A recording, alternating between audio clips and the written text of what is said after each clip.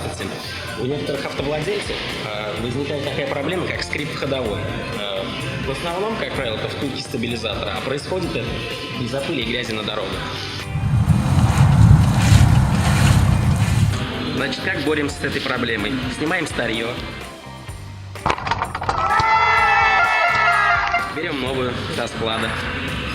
Обрабатываем специальным консервантом.